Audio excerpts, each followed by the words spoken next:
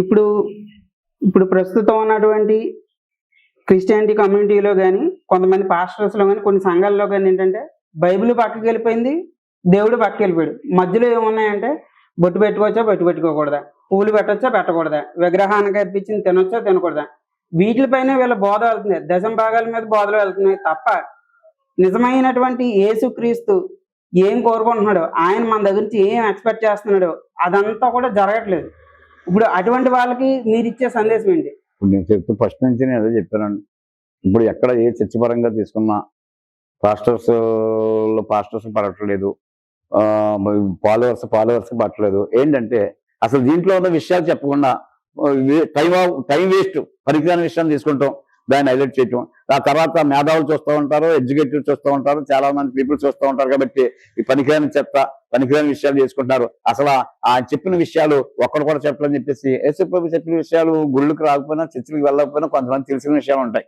అలాగే దాని విషయాలను ప్రస్తావించకుండా ఈ పనికిమాల విషయాలు ప్రస్తావించడం చాలా మంది రాలేకపోతున్నారు. ఎందుకంటే యేసుప్రభు చెప్పింది ఏంటంటే, నిన్ను వలె నీ పొరుగు వారిని ప్రేమించాలి, అతిథి సత్కారం చేయాలి, మన ఇంటికి వచ్చే అతిథికి సత్కారం చేయాలి, నీ ఎన్ని వల్ల నీ పొరుగు వారిని ప్రేమించాలి, అలాగే నీ తల్లిదండ్రులను సన్మానిస్తూ ఉంటే ఎక్కువ కాలం నువ్వు బ్రతుకుతావు అని ఇలాంటి జీవితంలో ఉపయోగపడే మాటలు ఎన్నో లక్షల మాటలు ఉన్నాయని. ఈ మాటలు కాకుండా హైలైట్ అవ్వాలి, అక్కడ ఆ సంఘం హైలైట్ అవ్వాలి, లేకపోతే ఆ పర్సన్ హైలైట్ అవ్వాలని చెప్పేసి ఏదో ఒక పనికిమాలిన విషయం తీసుకుంటాం, దాన్ని హైలైట్ చేయటం. దాన్ని హైలైట్ చేసేటప్పటికి దీంట్లో ఏముందని చెప్పేసి ఆధ్యాత్మికంగా డెప్త్ గా బైబిల్ తెలిసిన వాళ్ళు దాన్ని చూడటమే, తెలియని వాళ్ళు చూడటమే, అది పెద్ద వైరల్ అయ్యి రేజ్ అవటమే ఇప్పుడు ప్రజెంట్ జరుగుతున్న సన్నివేశాలన్నీ అయ్యాయి. సిచ్యువేషన్ అలా ఉందంటే బైబిల్ మీద ఒక అవగాహన లేకుండా ఆయన చెప్పిన మంచి మాట ఎవరు చెప్పారు? మీరు ఆయన ఏమన్నాడు? సర్వ సృష్టికి వెళ్ళండి అంటే అనుకూలమైన ప్రదేశాలకు వెళ్ళండి, సువార్తను చెప్పండి. సు అంటే మంచి, వార్త అంటే మాటలు, మంచి మాటలు. సుముహూర్తం మంచి ముహూర్తం, దుర్ముహూర్తం చెడ్డ ముహూర్తం. ఈయన ఏమన్నాడు? దుర్వార్త చెప్పమనలేదు, సువార్తను చెప్పండి అన్నాడు. అమ్మా మీరు కుటుంబంలో ఇద్దరు దెబ్బలాడుకుంటున్నారు, ఎవరో ఒకరు తగ్గిపోండి అమ్మా అని చెప్పాడు. ఎక్కడ ఉంది ఇలా? దానికి వ్యతిరేకం ఏంటంటే, భర్త నమ్ముకోకపోతే భార్య ఆడు సైతాను నువ్వు వచ్చేయన్న పాస్టర్స్ ఉన్నారు, భార్య నమ్ముకుని భర్త నమ్ముకోకపోతే అతను సైతాన్ నమ్మని వచ్చాయని చెప్పేసి కుటుంబాలను ఎడగొట్టి వాళ్ళు దుర్వార్త చెప్తున్న బైబిల్ పట్టుకుని దుర్వార్త చెప్పి కుటుంబాలు విడిపోతున్న వాళ్ళు ఉంటారు. అనేక మంది దేవుని దగ్గర వెళ్ళిపోతున్నారు. సువార్త చెప్తే కనుక ఖచ్చితంగా ఈ దేవుని చెప్తే మాటలు సువార్త చెప్తే కనుక ప్రతి కుటుంబం చాలా సంస్కృతంగా చాలా ఆశ్చర్యకరంగా ఉంటుంది. ఈయన మాటలు చెప్తే ఈ మాటలు చెప్పలేని అవటం వల్ల ఈయన డిస్కషన్ జరుగుతున్నాయి. నెక్స్ట్ క్వశ్చన్, దశమ భాగాలకి హాస్పిటల్స్కి ఏంటి లింక్? ఇప్పుడు చాలా మంది రీసెంట్గా ఒక వీడియో చూసాం, ఒక లేడీ నన్నావిడ, మీరు దశమ భాగాలు ఇవ్వకపోవడం వల్ల హాస్పిటల్కి వెళ్తున్నారు, మీరు అందరూ మీ డబ్బులన్నీ హాస్పిటల్ పాలు అవుతున్నాయి అన్నారు. ఈ దశమ భాగాలు ఇవ్వకపోవడానికి ఈ హాస్పిటల్కి వెళ్ళడానికి ఉన్న లింక్ ఏంటి? ఇప్పుడు మిడిల్ క్లాస్ వాడు అన్నాడు, ఇప్పుడు ఫర్ ఎగ్జాంపుల్ ఆడికి 10,000 రూపీస్ శాలరీ అనుకుందాం, 10,000 రూపాయలు శాలరీ అనుకుంటున్నాం, ఆడ 1000 దశమ భాగం ఇవ్వాలి ఆవిడ చెప్పిన ప్రకారం. ఇప్పుడు అదే 1000 ఉంటే ఆడికి ఖచ్చితంగా గ్యాస్ బండ్ వెళ్ళిపోద్ది, అవునా కదండి? మిడిల్ క్లాస్ వాళ్ళ పరిస్థితి, పూర్ వాళ్ళ గురించి ఇంకా అసలు చెప్పవసరం లేదు. ఈ మిడిల్ క్లాస్ వాళ్ళు, పూర్ పీపుల్ దశమ భాగం ఎలా ఇవ్వగలుగుతారు? ఇప్పుడు ఆవిడ చెప్పిన ప్రకారం దశమ భాగం ఇవ్వకపోతే మన డబ్బులన్నీ హాస్పిటల్ కన్నా ఆవిడ చెప్తున్నారు. ఈ హాస్పిటల్కి దశమ భాగానికి ఉన్న లింక్ ఏంటి? దశమ భాగం అనేది పాత నిబంధనలు రాయబడిన దేవుని మాట.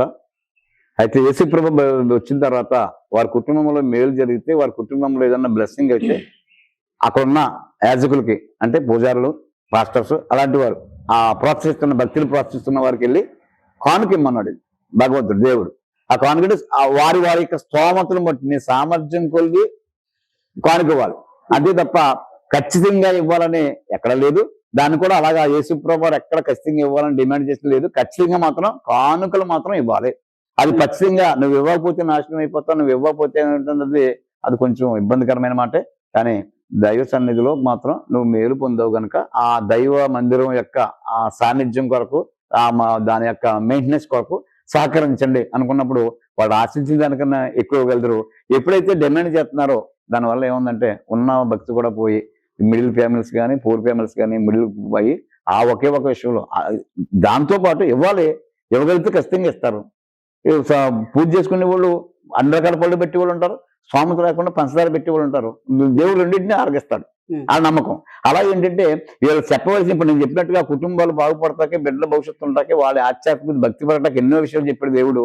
అవి ఏం చెప్పకుండా ఏదైతే వైరల్ అవుద్దో, ఏదైతే వైరం అవుద్దో దశమ భాగాల గురించి ఎక్కువ టాపిక్. చెప్పడం, ఉన్న భక్తిని పాడు చేయటం ఏంటంటే బిజినెస్ స్టార్ట్. అదే ఆ సంఘంలో పాకతో ఉన్న సంఘం 2 అంతస్తులు బిల్డింగ్ వేసుకున్నారు, కానుకలు గట్టిగా ఇవ్వటం వల్ల అని చెప్పేసి ఈ పాస్టర్ గారు ఏంటంటే ఆయన బండి మీద తిరిగే పాస్టర్ గారు వెంటనే సంవత్సరంలో కారు మారుస్తున్నాడు, ఖచ్చితంగా కానుకలు ఇచ్చేస్తున్నారు కనుక మరి ఇవ్వకపోతే ఎలా పోతారని చెప్పేసి ఇది పోటాపోటీ బిజినెస్ స్టార్ట్ తప్ప చనువుకోకుండా బలవంతం కాకుండా నువ్వు ఇవ్వగలిగింది ఇమ్మని భగవంతుడు చెప్పాడు. దాన్ని చనుక్కోకుండా విసుక్కోకుండా దేవుడు నాకు ఇలా ఇచ్చాడు కాబట్టి 10 రూపాయలు మనస్ఫూర్తిగా నిండు హృదయంతో ఇచ్చేది తప్ప బలవంతంగా ఇచ్చేది అంగీకారం కాదు.